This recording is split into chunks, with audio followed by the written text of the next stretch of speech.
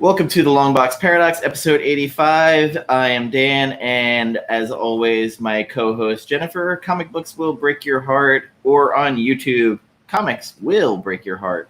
Yep. I know this is going to be surprising. I have to start with something horrible that I read the other day. Come on, we've had too many horrible weeks. Part horrible, part good. Scott Lobdell has kind of sacked himself from DC. He is another known predator.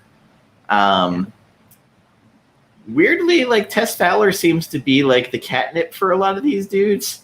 She seems to have a story for every one of these guys. Yeah. I feel like she's kind of like, I absolutely adore her, and like I love her work. So but I think that's just like how pervasive it is in the industry. Like, it's not just one person. So it seems to always happen to her, though. It literally seems to always happen to her. Yeah, that's unfortunate because she's extremely talented and going through a rough time, and now she has to keep reliving these fucking stories. Mm-hmm. And then the other story was about almost everybody on the board of comic book legal defense stepping down. I'm honestly like okay with that. This CB DLF LDF CB LDF, they I feel like they've helped out predators for a very long time, and even though I think that like they have a good mission, what they're doing, I don't know, they have some ties to like some child abuse stuff. So. Well, I read what happened to Michael Avon Oeming's wife, Taki Soma, and it had to do with the president of the comic book legal. You can find it on Twitter if you look for it. It's fucking horrifying. Yeah. A lot of creators are like, I'm never doing another thing for them, and the whole board stepped down. If you're going to give money, your initiative actually helps creators, so that would be the way to go. But I wanted to touch base on that because I felt like something people should know. Yeah, I feel like that's kind of like the weekly news, who, I don't want to throw this out like lightly, but like who's being canceled next. But I feel like that's just kind of how it is right now. Yeah, it is. Boy, it's bad. It's just bad. Like, I hate talking about it. I really do. But here we are every week. This isn't even as bad as what goes on in gaming communities with their streamers. Yeah, true. That is a thing. Oh boy. Yeah. Where the community manager of a video game came out and named those people in their weekly newsletter. Mm-hmm. So 100% outed them. We're going to go to our reviews. Doing the sandwich thing. Bad, good. Bad, good. And hopefully not a little bit of, I mean, the show might be bad, so that might be the part of the sandwich, but so who knows? I'll let you go first. So my, I had three picks to the week. I feel like they were, mostly good. And I don't have it right in front of me because I read it digitally before I picked it up. Same. But King of Nowhere 3 came out this week, and I've just really been into the weird, wacky story of this one. It's done by Maxwell Prince, who did Ice Cream Man. Yeah, Ice Cream Man. And for anyone familiar with Ice Cream Man, like, it's just kind of like wacky and bizarre, and King of Nowhere is wacky and bizarre in a completely like different way. And I feel like this week it's kind of like getting somewhere. I feel like there was more of a plot, and I'm like, okay, I know where I'm at in this story, where the first two, I'm like, I'm on this weird, wacky ride, but I don't know where I'm going. And it was still good. But this week I'm like, okay, I'm still on this ride, but like, I know where I'm at. So that was one of the ones I was looking forward to because it's been consistently good so far. I'm still behind 2 issues now. I read issue 1. Mm-hmm. Issue number 2, like issue number 1 was just like, wait, what the hell is going on? And then issue 2 is like, okay, really, what is going on? And I think at this point, maybe it's just because I'm used to it, but It was pretty good. For me, from Image Comics, and this is a book that I feel like Marvel's going to sue the shit out of them for, All America Comics, where we have America Vasquez, not Chavez, same powers as America Chavez. Same kind of like look and design. Very much DIY cosplay. It uses a lot of Instagram in it, with her making Instagram posts for her fans, with such tags as making a difference, feeling myself, punching porn, just being me, living life, insta good, I feel good photo, superhero. Yeah, that's a thing. Like literally the powers are the same. There's even an Iron Man, a Captain America, and Thor analog in this. Wow.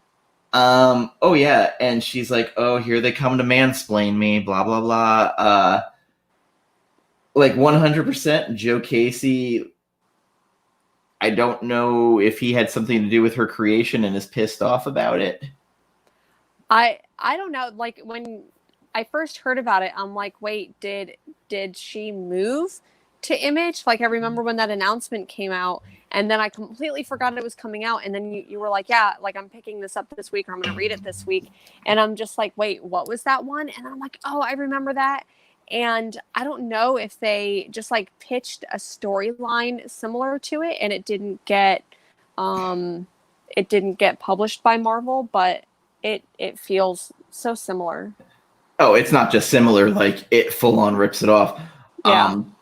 Maybe because I think that for a while, Marvel was doing a lot more like empowered female characters, like having their own, and then with that series kind of put on the chopping block, maybe, I don't know, they wrote this story and then Marvel canceled it and then just brought it to Image, and just did one of those like search and finds in the Word document and then replaced it.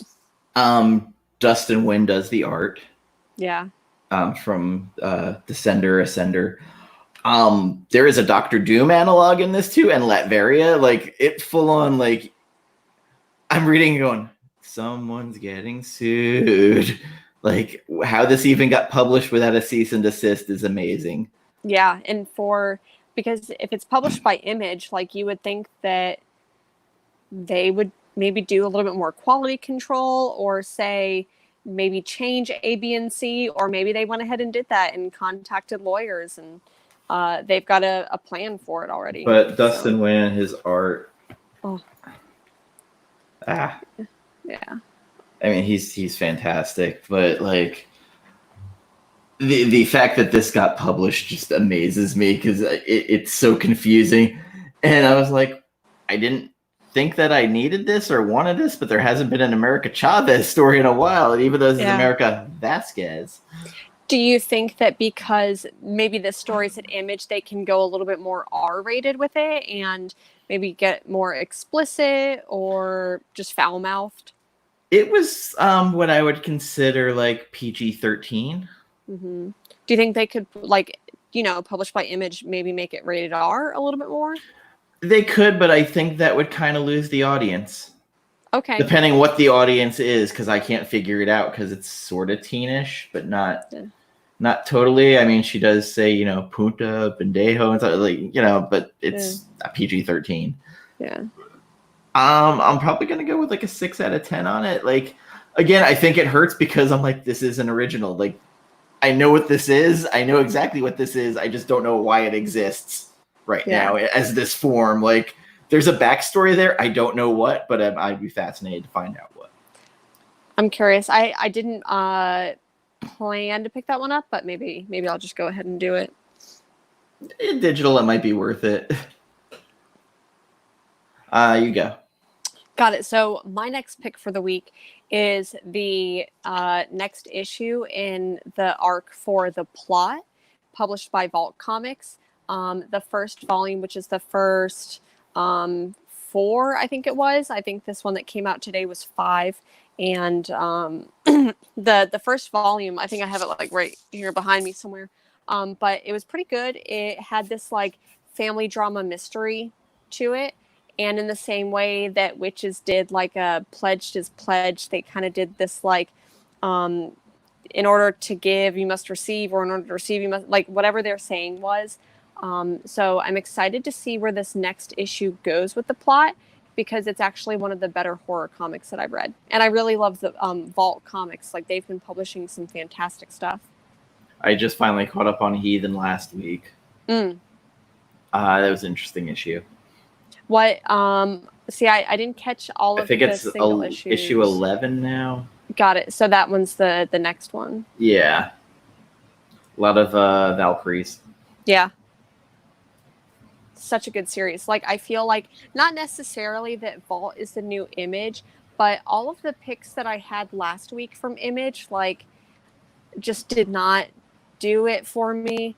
And so I think that Vault is going to end up catching a lot of those, like, creator-owned stories, but I don't necessarily think that Vault is like pushing the boundaries the way that Image does. Like when I think of like Ludocrats and I Hate Fairyland and that just like wacky, I don't think that many Vault comics are going to do that. But I think that Vault's catching more of the PG-13 audience, as opposed to when I think of Image, I think it can go a little bit more rated R. So. Yeah, Vault is kind of in that weird like IDW area. Mm-hmm. Where they do have a couple of mature titles, but at the same time, they have their like niche space where like they kind of found their home there. Yeah, for sure. So pretty much everything that I've read by Vault has been fantastic. I have some titles that I didn't like as much as others, but Heathen has been fantastic. Plot's been great. I loved Vagrant Queen, so even though that got canceled. Yeah, really quickly. Yeah, I think that it came out right when the pandemic hit, so I think everyone else was just a little bit more, I don't know, preoccupied, I guess. It's like Deadly Class. Deadly Class had a great cast, great. Yeah. Like it was literally well done, just could not find its audience. Yep, I agree. And I think that when Deadly Class came out, Umbrella Academy also came out, and there was maybe another one of those like family turned school of teaching, and like Witcher came out the same time too. Almost. Oh yeah, yep. And that was another really good like Netflix series, but the first like 3 episodes of that, I'm like, what the fuck is going on? And then once you finally realize what's going on, it got better. Henry Cavill with that wig took a while for me to get used to. Yeah, he's fantastic in it though. So and so the issue of the plot, I haven't actually finished it, so I don't necessarily have a rating for it, but like overall, like with volume 1, I definitely give it like a 7 out of 10, almost 8 out of 10. I keep meaning to read it and I just haven't gotten to it.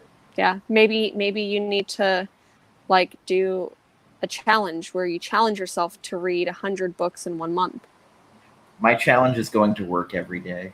Yeah, that's my true. challenge. Yeah. So what's your next one? I picked up a book from a publisher I have never bought anything from, AWA. It is a mature reader title. The cover, it actually hooked me. I was on Comixology. I was like, you know what? I kind of want to check this out. It shows a truck stop, and it's very bland color, but then a very bright red shoe on it. It's called Devil's Highway. This is issue number 1 of 5. It's written by Benjamin Percy with art by Brent Schoonover. It takes place in Drift County, Wisconsin. I love me some Wisconsin.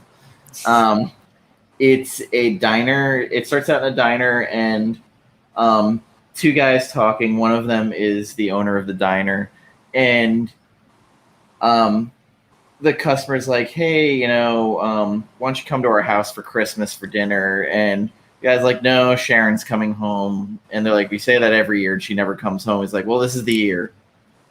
And after the customer leaves, this woman runs up covered in blood to the window, like grabbing, saying, help me, help me. He lets her in, and she sees someone walk by and then screams, run. And cue to a giant shot of the diner and just saying all day breakfast. It shows the credits. And a girl walks into the police station, tattooed, pierced, kind of looks like a tough girl. She's like, I want the case file on my father. So her father was the diner owner who got killed. And it's a murder mystery of her trying to solve her dad's murder. And the interesting thing is all the victims have been branded or cut into them the Ouroboros, the snake eating its tail. Mm-hmm. So right there, I'm like, ooh, serial killer. I thought it was written very well. The art almost looks like Michael Lark from Lazarus. Oh, yep. Okay. I actually strangely enjoyed this book. It's just enough intrigue, murder mystery, and I love a good serial killer book. Yeah. And the character Sharon is kind of fascinating. Like, she finds that there is a camera that might have seen the person who killed her father. So she goes into the gas station, ties up the guy working, and goes on their computer and starts looking at the cameras. It was an interesting book from a publisher I've never fucking bought anything from. Yeah. And I'm a solid 8 out of 10 on it. Yeah, it's always like a toss-up whenever you get titles from, like, even if it's a number one and you're like, okay, let me just go ahead and buy one issue. Whenever and even the colors look really good. Whenever you buy, like, I don't want to call it like third party or like, just I don't indie. know, more obscure indie titles, it's always hit or miss, but. Oh, very much. I weirdly, I didn't know what to think of it, and I was like, this was solid. This was a damn good. Yeah. I'm in for issue 2. 100%. You're next. Okay, so my next is, speaking of, I don't want to say like obscure publishers, but I got a couple of things from It's Alive Press. And this book right here by Justin Madsen called Breathers. I've just gotten, I got issues 1 through 3, along with a couple of other things. So I got these, but it hasn't really explained what happens, but everyone's wearing masks. Like masks. So I don't know if that was planned or not what. In Florida. Yeah, not in Florida. But so I guess the air quality outside isn't very good. We don't really know why yet in issue 1, but everyone's walking around in masks. You have to wear one when you're outside, but when you're inside, the air quality is good for, whatever reason. But this one was really cute so far. It felt like the way that it was set up was very, it transitioned really nicely from, okay, it's going to be this mom and the daughter and they're talking, and then it transitions to a coffee shop, and so it was pretty good. The art, I really loved the coloring style. I really loved the muted colors, if you can kind of see there. But I was surprised by this one. So I'm really excited to read issues 2 and 3. This one, I'm going to give it a solid 8 out of 10. I really enjoyed it. They actually, I got a couple other things from them. They do, this one I really liked too, called Hollers, which was more biographical and did little different stories in number 1 issue, but it just feels so 90s punk rock to me. He's wearing a Nirvana shirt, and I think that, talking about his childhood, so that just felt really cute to me. I really liked that. And they actually are the ones who publish one of my favorite series that's so wacky, Pink Lemonade, which is just so out there. So that's all by It's Alive Press. And Breathers issue 1, definitely rating it 7-8 out of 10. It was really fun. Okay. To the surprise of nobody, my next one. I was going to say, I know your next one. I know what it's going to be. Nailbiter Returns number 2, which I posted on Instagram, that was going to the top of my read pile. Very solid issue. We go into what exactly kind of how Finch ended up with Warren in his possession in a secret room, kind of imprisoned in glass. This issue introduces us to 2 new characters, and it's a little bit of a surprise what happens. That I don't want to spoil because it kind of spoils the issue. I weirdly didn't enjoy this issue as much as issue 1. It was good, but I just didn't love it. Issue 1 of Nailbiter was I really enjoyed it, and being someone who did not read all of the entire series, just reading volume 1, and I felt like I could pick up Nailbiter Returns issue number 1, and I knew exactly where I was with it. Do you feel like there was anything in issue 2 that you would have missed if you have also only read volume 1? The only thing maybe is them without spoiling anything, but with them referring to what happened to Warren at the end of of the last series. Okay. That was the only thing that really you might be like, wait, what? Okay. But other than that, like, so these, I guess these people are kind of slasher groupies. Mm-hmm. Where like they're trying to become like the new blonde, the new clown car killer. And then there's pictures that they find of Crane and Alice with their eyes slashed out. Mm.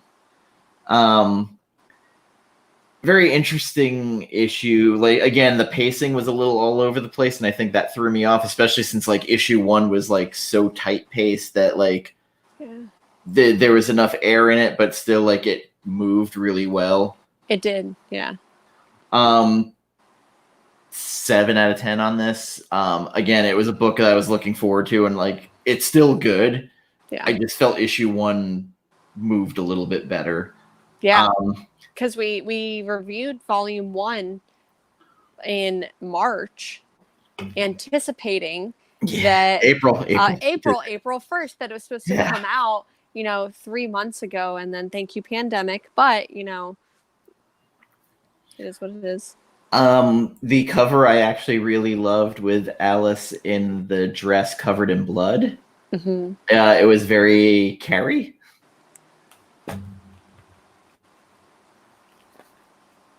Yeah. I really enjoyed that.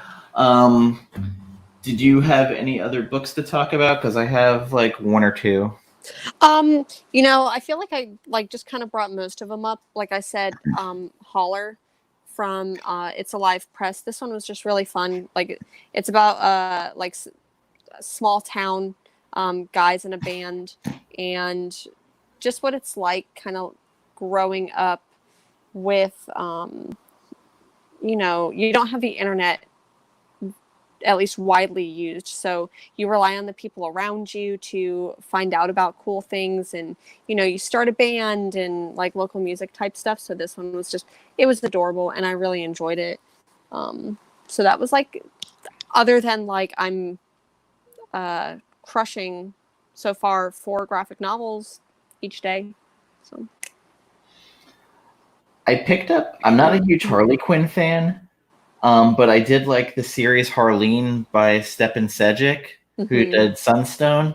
Yeah. Which I know, really weird. The guy who does kind of Kink doing Harley Quinn. I was so surprised by Sunstone. Like, I thought it was just going to be, I don't know. This Harleen series, well, there's a digital first for DC, Harley Quinn Black, White, and Red. Mm-hmm. And it was taking place right after Harleen, where she's in Arkham, and they're showing they're like, explain what red means to you, and it goes through the whole weird relationship with Joker, and it's basically her being questioned by therapists. Like, she's like, red's the color of the blouse, it's the color of my lipstick on his lips and the blood underneath my fingernails. It's the color of my last night as a doctor. Red is an innocent man's blood on my glasses. Red is the color of my end. It's the color of his grin, the color of my sin. Red is the color of art. Red is the color we painted this town. And red is the color of a breakup. And it's weird that you were talking the other day about Poison Ivy on the newbie stream. Yeah. And Red is Poison Ivy. She breaks Poison her Ivy's out. hair. Breaks her out. I really enjoyed it. There's something about Cedric's art that I kind of enjoy. Like, there's a little bit of basic to it. I mean, kind of all his women look a little bit the same. Yeah, very like tall, lanky-ish, I would say. Facially too. Facially, yeah.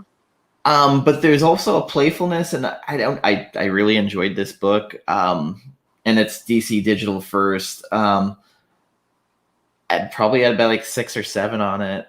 Okay. Then there's a book I don't understand. Steve Niles had a book called Grieveling. And I felt the way about the art by Damian Worm the way that you and Cinia felt about Lock and Key. It's ugly. It doesn't tell a story well. Like, it doesn't move the story. And like, I have that weird relationship with Steve Niles where I'm like, you've done a great book before, like, but you do like 10 bad books in between. Oh yeah. He's kind of the M. Night Shyamalan of comics. Hey, what's up, newbie? Hey, newbie. Thanks for coming on and saying hi and checking out the stream. That's maybe a bad comparison comparing him to the M. Night Shyamalan of comics, but literally, like, there's a gap of like 30 days a night, and then it's like crap book. You know, whenever we were doing the, what was it, like the top horror list, whenever we had that, it was like, I think that you had mentioned 30 Days of Night and how it was such a great horror book. And I'm like, oh my God, you're right. Like, how did I forget that? And then I'm like, oh, it's probably because Steve Niles hasn't done like really anything since then that's really impressed me in that way. So he did another book that a lot of people have told me about, but I'm not there yet. I kept trying his books, and I was just like, I'm not game on it. Like, I want to like it, I just can't. Like, again, like, there's just, I felt like he got success, and it was like, all right, let's start mailing it in. Now, remind me, and it may be one reason why I haven't picked up a lot of what he has published is because he doesn't typically publish with Image, right? Like, he would do either like Dark Horse or IDW. IDW mostly. That might have been where his initial contract was with. Yeah, and maybe that's why because typically, like, anything published by Image, I'll pick up almost every single, like, #1 issue published by Image, but when it comes to some of the others, I may or may not. And that sucks because sometimes I end up sleeping on a hit, but... I have that, say, if the cover doesn't hook me, like, also that's another thing that will not do well by me. Mm-hmm. What were you going to say? Would you recommend picking this title up or no? Oh, fuck no. Oh, okay. Like, cool. 100% it was trash. Oh, okay. Like, the writing wasn't good. The art wasn't good. Again, that's where I'm like, you could do better, bro. Like, just... Yeah. Also, since Newbie's on here, I want to promote that you will be on his channel tomorrow doing Women in Comics episode 2. You are the follow-up to Sana Sanimation. Yeah, thanks for reminding me because her episode was great and she is such a beautiful person. I don't know how I'm going to, like, top that. So, we'll see. Start talking about the Lighthouse. Yeah, exactly. Has nothing to do with comics or women in comics. No, not at all. But, And that's tomorrow at 7 p.m. Eastern, 3 p.m. Pacific. 4. Yes. Are we talking about Captain Marvel? Oh my goodness. I caught that. Like, I have thoughts. Especially on the Captain Marvel movie because I watched it. It's one of the Marvel movies I watched once, though. I own it, but I haven't watched it again. But I didn't think it was bad. I loved it, but I think that the reason why so many people haven't watched it multiple times is because it doesn't have a neat place within the timeline. Like, it's one that you can watch independently of the other ones realistically. So I don't think it's like, oh, I need to watch them in order. Like you can almost skip it because it's inconsequential and you can just go right into the other ones and watch. I mean, the cat was actually my standout of the movie. The Flurkin? The Flurkin, yes. Yeah. Especially when you find out how Samuel L. Jackson lost his eye after that. It'll be like, story, last time I trusted someone, I lost an eye, and you find out it's the damn cat. It's the cat. And then there was a little bit of comment. My big problem with Captain Marvel, she's too fucking overpowered. Oh my goodness. Would you say the same thing about any other hero? I feel like female characters get that critique all the time, but you don't give that critique to Captain America or Iron Man. I give it to Superman constantly. Superman, you have to have kryptonite or magic. Yeah. The only two things that can hurt him. Like, yeah, for sure. But it was just like right out of the gate. I'm like, she's too goddamn powerful. I'm okay with that.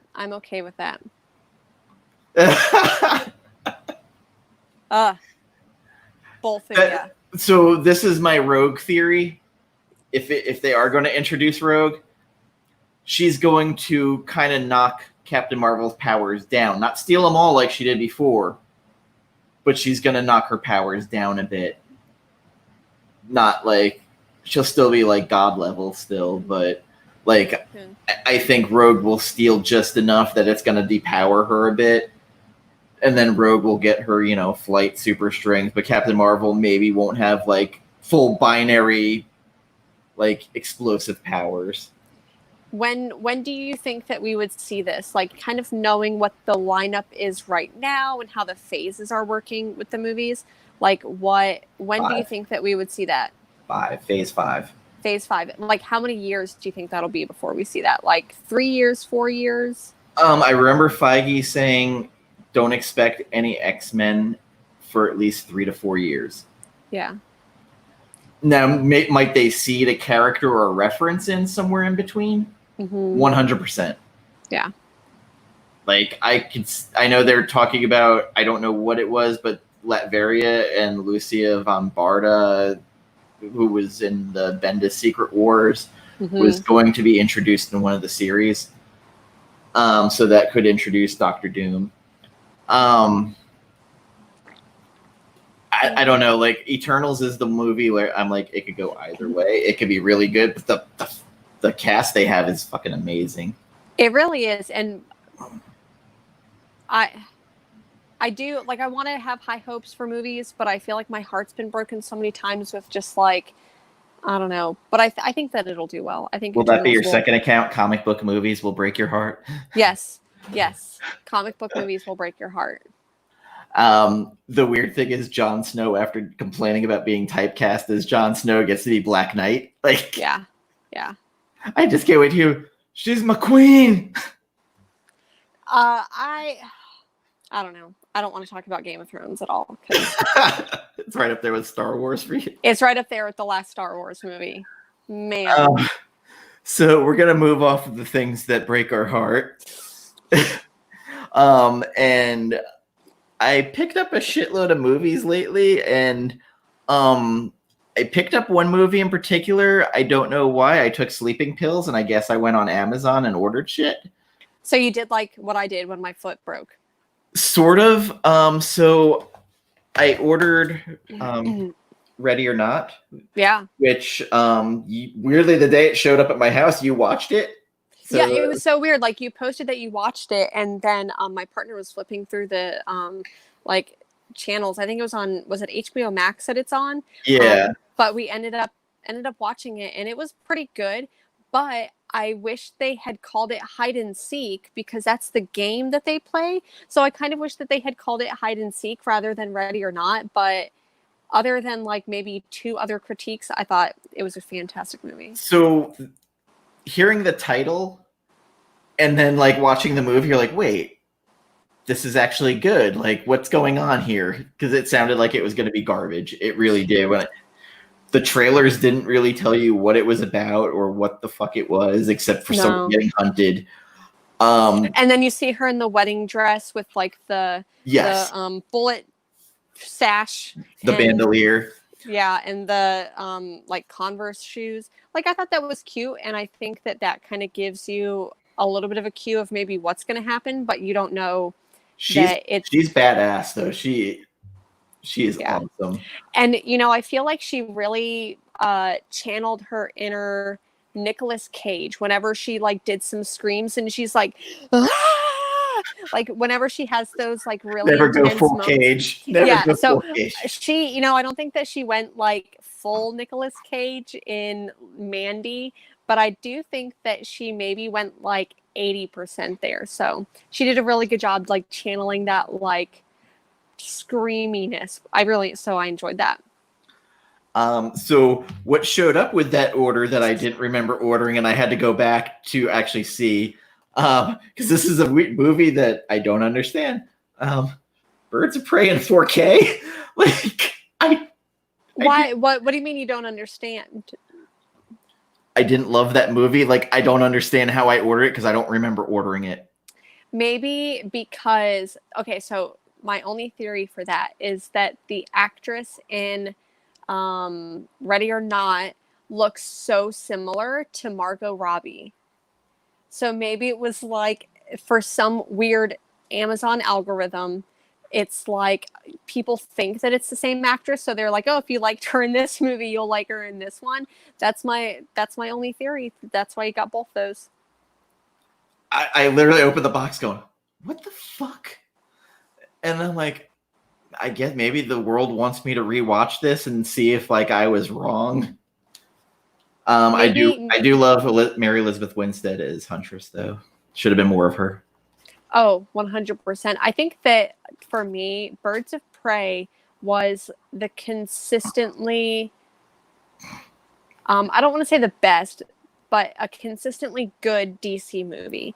Like out of all of the other, and that's an extremely low bar, mind you, but I think that Birds of Prey, like it really smashed all of my expectations. So like, let's speak of DC movies, like as newbie is about Captain Marvel, like Batman, Superman is like my trigger. As soon as that fucking Martha scene comes up, I start just cursing. Like I'm just like, I've had people like online be like, oh, you just don't understand the Martha scene. I was like, no, it's a Step Brothers moment. It literally is ripped out of Step Brothers. Did we just become best friends? Yeah. Yup. Like literally, I'm in the theater and I said, oh, fuck you. Like literally out loud, and I had parents turn around telling me to shut up. Yeah, that was me during a particular moment in the last Star Wars movie because it wasn't needed. Why did you say that name? Martha. Martha. Oh, God. Oh. And then the meme afterwards, Step Brothers. Did you just say my mother's name? Yup. Yup. I feel like, I don't know, that movie, if that was the worst part of the movie, then it wasn't too bad, but I just feel like none of the DC movies have done it for me. Wonder Woman saved that movie for me. Yeah, but I think that her first movie was pretty good. I'm not excited about the new Wonder Woman movie as much as I was the first one, so maybe I'm just going to go into it with pretty low expectations and be surprised. So who knows? So I remember, like, in the middle of my breakdown, Gambit coming over, and I'm, like, super depressed, and I'm, like, underneath my comforter on the couch, I was like, hey, do you want to watch the Wonder Woman trailer? And he goes, what Wonder Woman trailer? So, like, I put it on, he goes, 1984, Ride the Lightning came out, and she's riding the lightning. And I was just like, I'm glad you're getting enjoyment out of this. But her and Chris Pine were like a charm factory for chemistry in that first movie. Like, I disagree. Even though sorry, maybe let me restate that. I think that they did have some good like chemistry in the movie. Like I think that they're both very talented actors. However, I hated the romance kind of stuff between them. I didn't say the romance. I just said the chemistry between them. Yeah, so I guess like that's right. But I think that I didn't care for the romance. I didn't think that was really needed between them. But I mean, I didn't need the Professor Lupin to be Ares either. But yeah, it's what we got. Yeah. So my next movie that has been in my shipment is Night of the Creeps, the Scream Factory edition, which, if anybody has not watched this, Tom Atkins is fucking magic in this movie. Who's Tom Atkins, you're asking?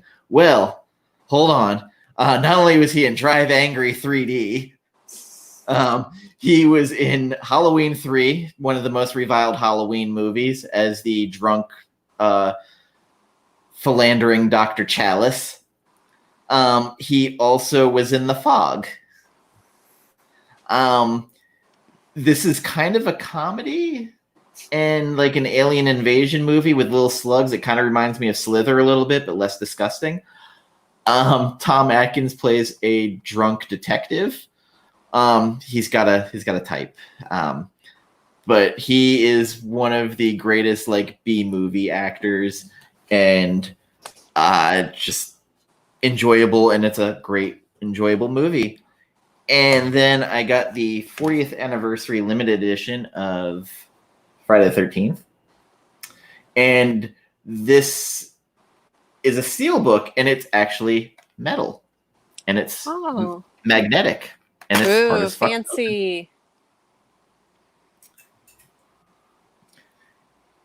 And it's got extra footage. It's in 4K. And also on the back it says, "Killer, mommy, killer."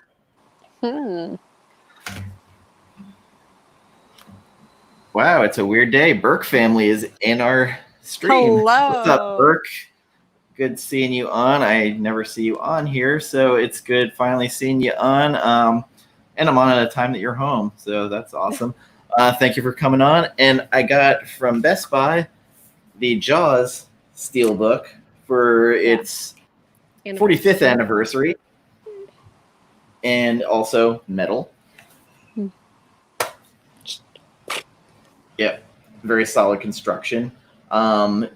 It's only fitting 4th of July watching Jaws, because we won't be at the beach because supposedly they're going to be closed. Well, hopefully. I mean, Florida's gone back and forth between open, closed, and then depending county on county. So, good luck, Florida. I don't miss you very much. Oh, you do. So that's about it for my movie pickups. I'm going to try and watch Warrior Nun Ariella that just started on Netflix today. So I'm going to try and watch that. Unsolved Mysteries came on Netflix. I saw people tweeting about that. I didn't get to watch any of it yet. I ended up, I don't know why, I just couldn't sleep that night.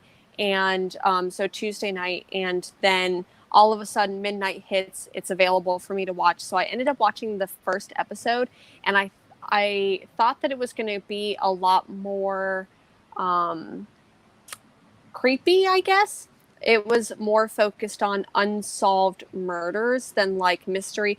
When I think about the unsolved mysteries of my childhood, I think more, I don't know, I haven't gone back and watched it, so I don't even know if this is accurate, but I thought it was going to be a lot more alien invasion and Bigfoot and just those weird mysteries. But it was more this is an unsolved crime that happened. This person got murdered. The first couple episodes were okay. But I've only gotten through the first 4. I did see something I was interested in picking up. Comic Mint has the new Black Widow series. I guess they're doing a shared exclusive, and Peach Momoko is doing one of the store exclusive covers. Yeah. And for $125, you can get it CGC graded with a remark and signed by her. So I'm thinking about diving into that. Yeah, and she's definitely one of those artists that her covers, any comic that with her doing the cover on, shoots up in value lately. Way shoots up in value. So to go ahead and get it already graded, that's awesome.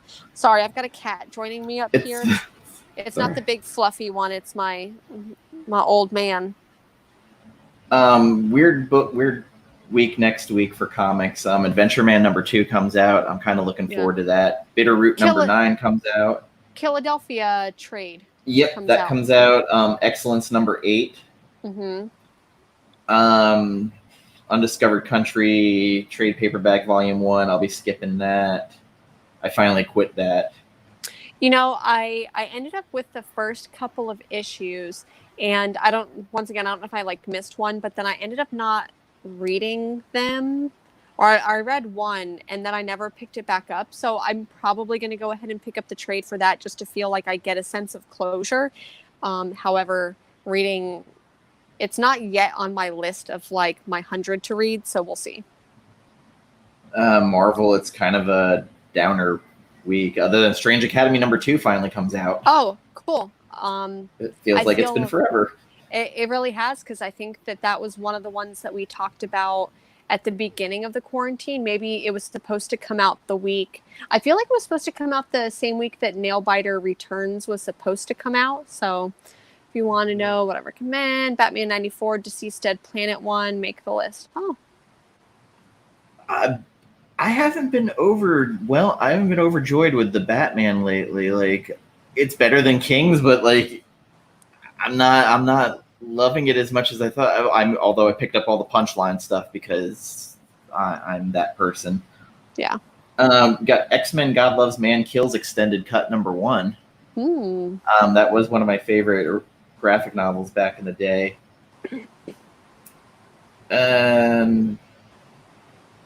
Alienated #4 comes out. I know you've been reading that. Mm-hmm. Something is Killing the Children #8 comes out. Okay. Oh man, all that's next. So tomorrow or next week sounds like a pretty big week. I didn't realize that.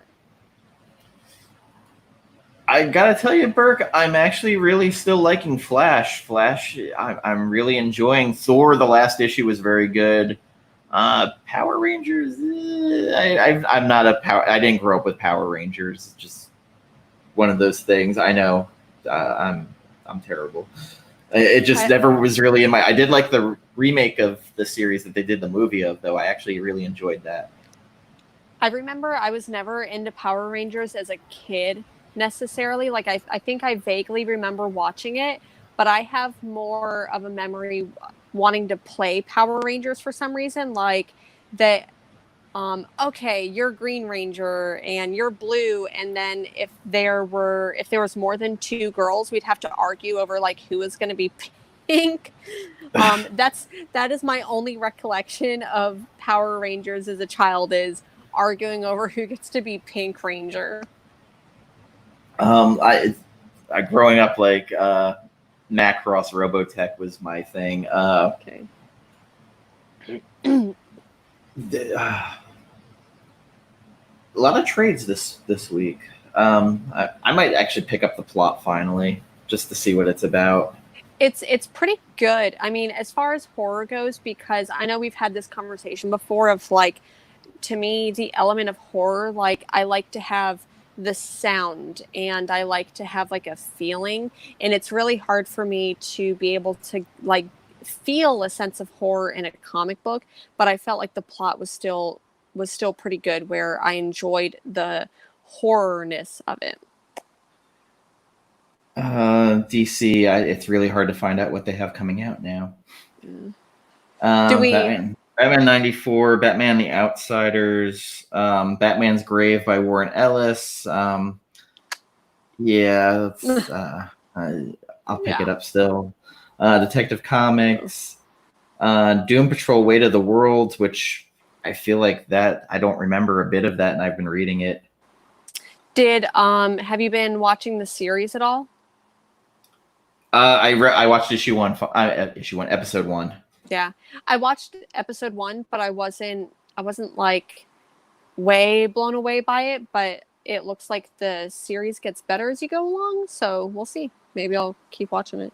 Lois Lane 12 of 12 comes out. I've actually really enjoyed that series, but it's Greg Rucka, so yeah, of course. That really is about it for that. There's not a whole lot. Of course, I don't think theaters are opening back up. I just don't see it now, so I don't think we'll be seeing that Dune trailer, at least not before Inception, because I don't think Inception's going to play anywhere. Because it was only supposed to the Dune trailer was only going to be in IMAX theaters, with Inception. Is that correct? Or, yes. Yeah. Or IMAX theaters the only ones that's playing Inception? I'm not really sure, but I think it's both. But yeah, it's like I know they pushed Tenet back again. They pushed Mulan back again. Which that August 12th date, I still don't think they're gonna hit. No, and a lot of people have been asking me if I still think that Dune is even going to come out in November, and I really hope that the world can get its shit together enough to like is there a way? What does it look like for theaters to actually be open? Because what the CDC is saying is that you can be outside and it's better if coronavirus is outside, the air particles and whatever, but being inside, like, it's a danger. So, like, how do we have an experience in a theater? Because I think that sitting 6 feet apart inside still isn't even good. So I think that it could be that, like, we have to sit 10 feet apart from one another, or I don't know how it's going to work. And with Dune filming additional footage so late in the game, like, I kind of feel like they know, because look how many movies they're going to have to release bunched together. Like, you're going to cannibalize your own. Yep. So then if they were going to go ahead and release Dune in November, is it going to come out before all of these other movies that were supposed to come out? So Halloween's supposed to come out second week of October. I don't see it happening. No. And it sucks because, yes, there is a part of me that's like, just go ahead and charge me like $30 and I'll watch it in my own home or something like that. Or if you could buy a digital ticket and watch it over a fucking Zoom call, like, that's not the ideal experience. But at this point, like, I feel like I want to watch it. And is there a way for theaters to be able to still profit off of this? Drive-in theaters. Drive-in theaters. Hook it up. I don't have a car. I can't just drive. Can you do a walk-up theater? Whatever, like bicycle. Like, I just show it outside. Yeah. Like, do like a park type thing. Yeah. I did that a couple years ago. It was at a park in Fort Myers, and we watched The Shining, and that was kind of cool to watch. However, it was October in Florida, so it was still disgustingly hot out. There's bugs everywhere, and they basically projected it onto the side of a building, and so that would be really cool to do, but you'd have to do this multiple times a day, every single day. And do you just, like, how do you show multiple movies that way? Like, there's certain movies I want the theater experience. Tenet is one of them, because Christopher Nolan movies are just like technical porn for me. There's been a lot of stuff about Christopher Nolan coming out and just borderline abusing his actors and actresses and crew. See, like, I saw that weird thing where the guy who played Cyborg in Justice League, like, 3 years later comes out and talks about Joss Whedon abusing everybody and being disrespectful. I was like, all right, why now? Like, the timing is fucking weird that you would just, unless there was like a weird NDA or something. But wasn't there something like a few years ago with Joss Whedon cheating on his wife? And he was basically like, well, I had all these beautiful young ladies around me and I just couldn't help myself. And that I haven't really, I feel like I was a pinch. I never got into Buffy when I was younger. And I feel like that's not one of the shows that I could go and watch now and enjoy. Like, it's a little bit too dated. Same thing with Charmed. Even though I feel like I was Charmed, I was their, like, prime demographic, never got into it. Couldn't really go back and watch it.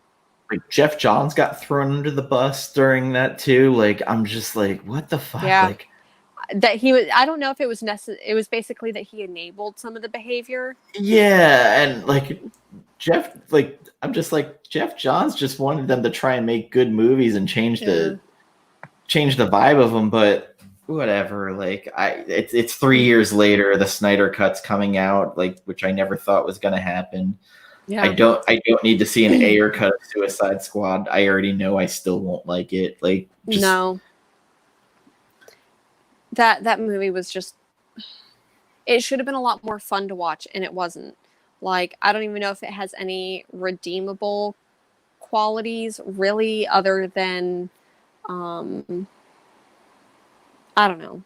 Well, that like, movie was rough. There's a cut of the Solo movie that I kind of want to see. The Solo movie?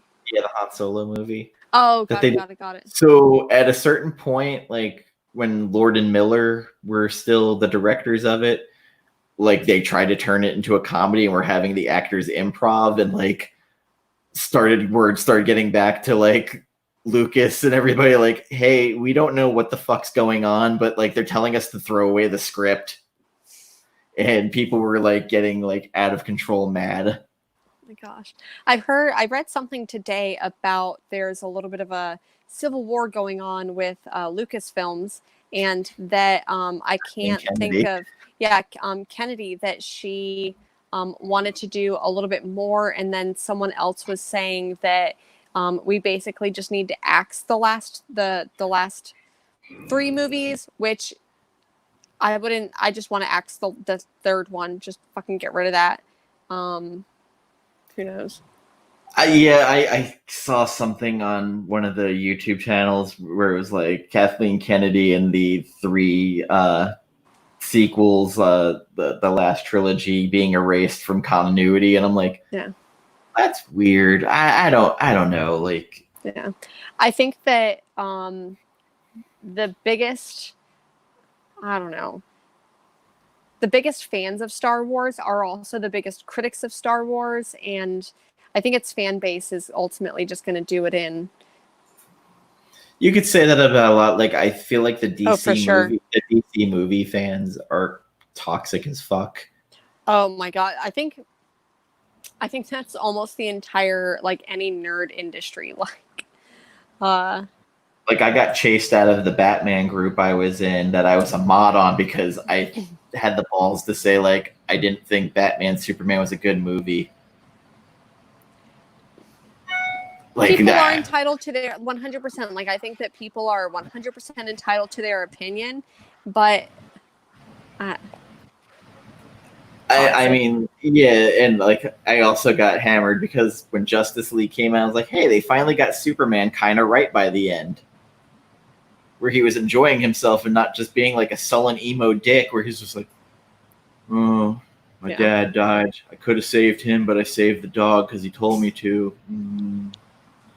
Oh, I hate being a god. Aww, so exhausting. Geez, Amy Adams, why don't you get in this tub with me? Gotta save everyone. Where's my mom? I just yeah. And Jesse Eisenberg, like, is Lex Luthor, which then I find out like he was basing his character off Max Landis, because that's how Max Landis apparently behaves. Which, after those stories of him came out, I was like, okay, this makes sense. Okay. I think that with Jesse Eisenberg, I don't like him as an actor, really. And I think that he is, and maybe it's just because I get him and Michael Cera mixed up all the time, that I just like, I don't know. And then the movie that he did, what was it? American Violence or American? Oh, American Ultra. Ultra or whatever it was. It wasn't a horrible movie, but those two or him and Kristen Stewart together, just, I didn't feel any chemistry whatsoever.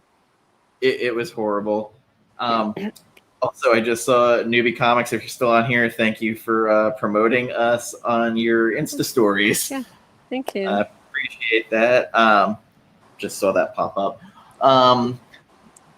Again, our total brand, we came not prepared, and it was a light week. So if you're joining us for the first time, this is normal, not normal. Even if we know that we're not going to have a lot to talk about, it's like, okay, let's, come up with something to just go off on the rails. But with it being a light week and not a lot happening, who knows?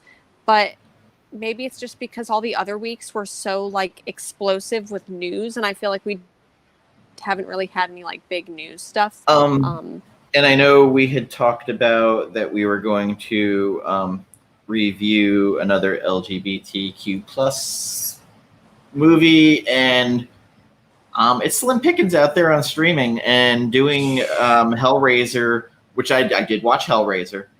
100%. They just put it on there because of Clive Barker's sexuality, not because that's what the movie is.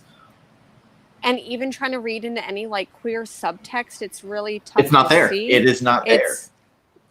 It's more of uncle wanting to fuck his niece. Yeah. Which taboo, I guess, but that's a whole other. That's not. Yeah. No.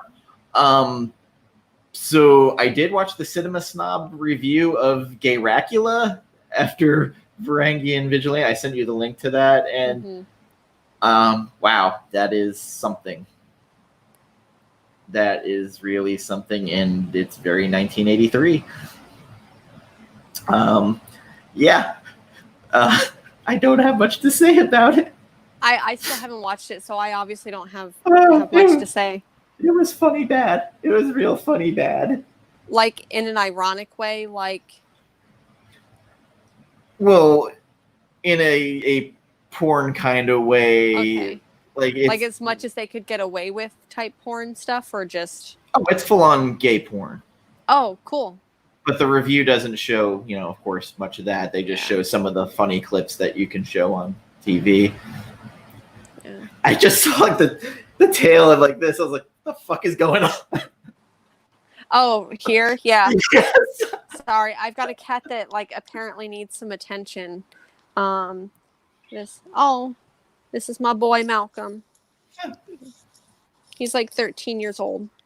My little guy's 11. And I can't handle it. Oh, I know. You're so precious. Come here, precious. Precious.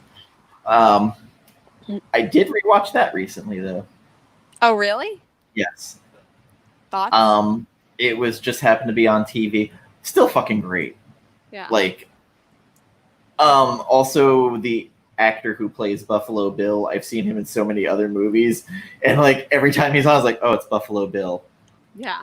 I hope he doesn't put the robe on and start dancing. Whenever we were discussing Nightmare on Elm Street 2, and we were talking about like that queer subtext, and I had just recently watched a documentary called Disclosure that does talk about like trans representation in movies, and of course Buffalo Bill. Yeah, that came up, and it was talking about how even when there's good intentions, there's not so I have a hard time like reconciling with that movie, specifically that part, even though like Anthony Perkins in Psycho, it's the same deal. Like it's like why, when there is trans representation or anything like that, they end up, either get killed off because the moral of the story is that queer is bad and that's why you get murdered, or the queer person ends up, being the villain, or there's mental issues and that's why they're doing it. So like it's tough, even though like I don't know, that scene like Goodbye, and I love Goodbye Horses, I love that song, but I always think that yeah. And then of course I think of Clerks. Oh, Clerks. Yeah. 2. Yeah. I would put Silence of the Lambs and Fincher's Zodiac like my 1 and 2 for like would it be crime drama? I don't even know what you'd put it under. Like, would it be like a suspense? thriller? Yeah, it could be. Yeah, suspense. Okay. Those two. I mean, 7 would probably be up there too. You know what movie? Sorry, I know that we were kind of just like, going off on the rails. So the same day or the same like weekend that I watched Ready or Not, I ended up watching Moth. And that was so much better than I thought it was going to be. Like I had seen kind of some of the trailers, and then I ended up watching it, and it was pretty good. I remember going, is this a Tyler Perry movie? The first trailer I saw. I feel like it, because the basic premise of the story is that there are these kids who, like any high school kids, want to, they just want to party and they want to be young and they want to experiment. Party house. Yeah, and they get introduced to Ma in the story, and they all live in a small town, so she went to school with all of their parents, and she's like, hey, don't tell anyone, but if you want to party, you can come over to my house and you can do it safe. And then it just not goes like off the rails immediately. It kind of like waits to get there, but it was pretty good. I would watch it again. It's been kind of like one of those ones I kind of want to watch, but at the same time I don't want to watch. Mm-hmm. Like if it's on HBO Max, I'll watch it. Yeah.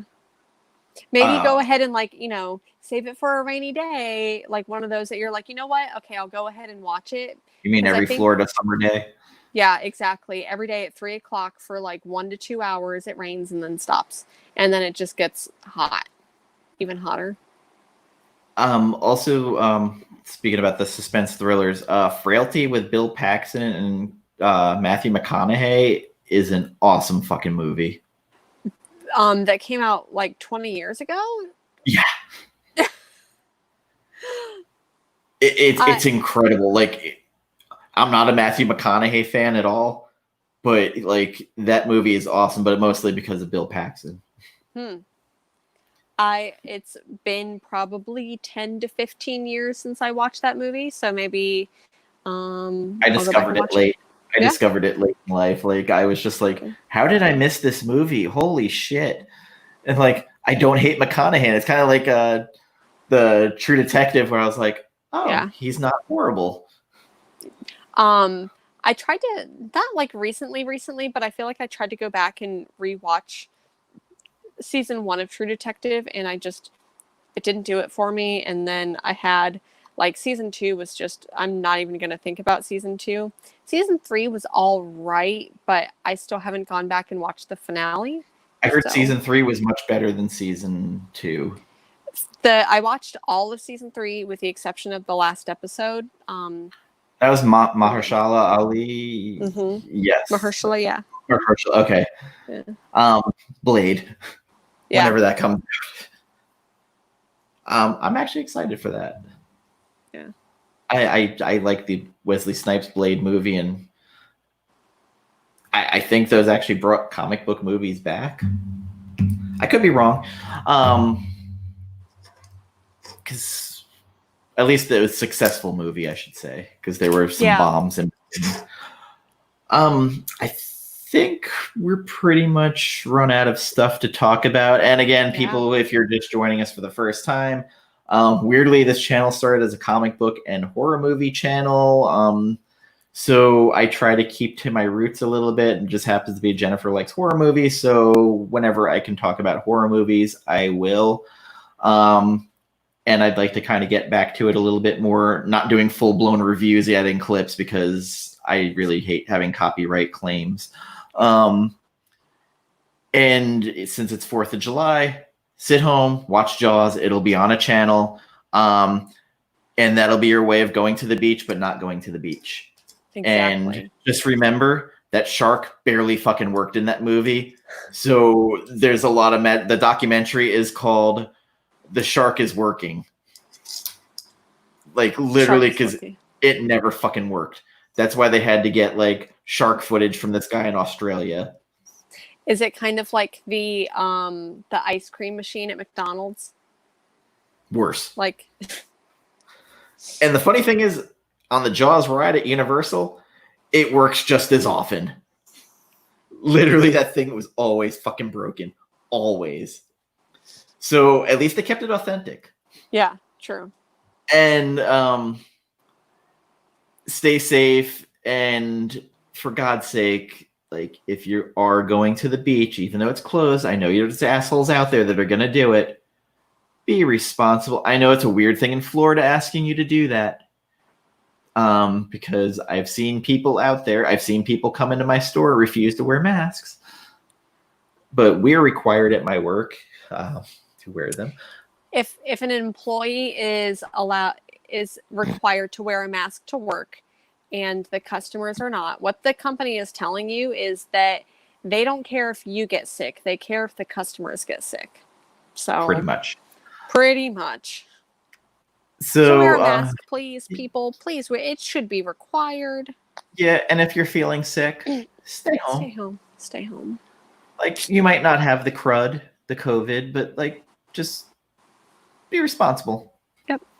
Because even that little bit of a cold could weaken someone's immune system enough to allow something worse to happen. And if you haven't paid attention, Florida in particular has had like 10,000 case spikes. Yep. Daily. Was it yesterday got up to 10,000? Yep. I know that last week it was like 5,000. So, maybe it'll be exponential. It was 4,000 one day, 5,000 another day. So it's kind of one of those deals. There's probably no one watching at this point because I'm just looking at the view count. It's gone. But be safe with your family if you have a family. Hey, I don't. Sorry, Batman. Not allowed. I don't have a family. I'm not a vigilante either. I wish I could be though. That we know of. I'm here for justice. Martha? Where's the trigger? Where is it?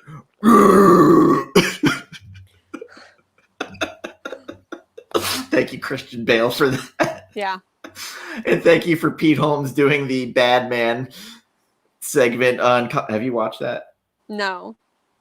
Oh boy, I'll send you the link. It's basically doing the whole Bane thing. It's Bane, Talia, and Pete Holmes playing Batman, and he's just doing sexual innuendos.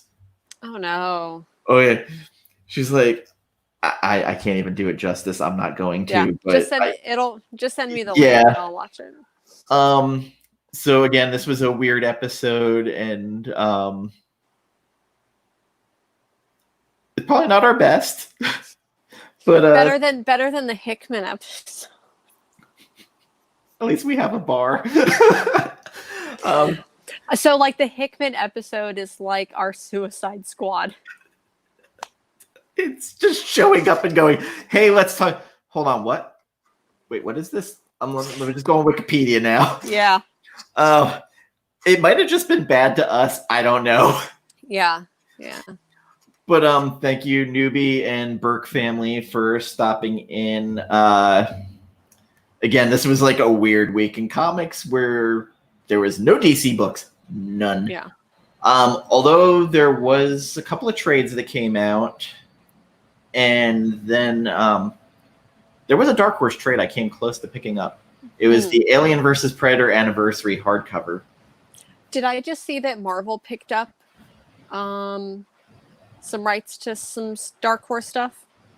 I didn't see that, but I wouldn't be surprised. I'll see if I can find it again, and I'll send it to you. And to everybody else in the comic industry, stop being dicks. Yeah. Thinking with your dicks. Yeah. Maybe we have to introduce sexual harassment panda. Yeah. I'm tired of talking about it. I'm fucking tired of talking, and yet every week. Did you happen to see the Mags Visaggio, Sean Gordon Murphy? No. Accusing him of love bombing her? I did not. But I probably will go. Yeah. I started reading it and I was like, you know what? It's not really, it's other than like, it wasn't grooming or anything. It was, or even just sexual. It was just unwanted advances, adoration, and promising things, I guess. I got to a certain point. I was like, you know what? I just can't do this anymore. I'm just, at least it wasn't gross like the Scott Ali stuff. Yeah. But yeah. Anyway, with that, it's an hour and 14 minutes. I don't know how the fuck we even spread it out that long. We did it, though. We did it. Yeah. Woo! Did you happen to see Gambit's Facebook post today? Which one about his apartment? Yeah. What the? Yeah. Anyway, I just saw that and I was like, oh, what the fuck? Anyway, you can find Jennifer tomorrow on Newbie Comics channel at 7:00. As a woman in comics. Yeah. That doesn't mean seeing women in comics to make sexual advances at her. Anybody? No. And who knows what they're going to talk about? She doesn't know. Well, we know. I think that we're gonna go ahead and we're gonna talk a little bit about like probably a little bit more like female characters and maybe just experience being a woman into comic books and that it's not just all like straight white dudes. Anyway, tune in at 7. I will probably stop in on the chat before I have to go into work. And do you have anything releasing on your channel? Not that I necessarily have planned. I am on day 2 of my reading 100 comics in a month, and the first part was reading day 1 was reading the first 4 volumes of Descender. Today was reading the 5th and 6th of Descender, and then the 1st and 2nd of Ascender. So I'm about halfway through Ascender Volume 2. And so I'm just right on track to do another 4 today. We are doing for this channel book club later on in the month. I have to figure out a date that works for everybody. And we're going to be doing Black Science by Rick Remender and Matteo Scalera. So since it's Remender, I'm very excited for it. That's on. I forget what day I think that I had that planned, but I'm going to read Black Science Volumes 1 and 2 and Low Volume 1 and 2 on the same day. So. Oh, you just want to be depressed. You really just want to be depressed, especially Low. I have the Great Value Everyday depression, so, Well, it just adds to it. Yeah.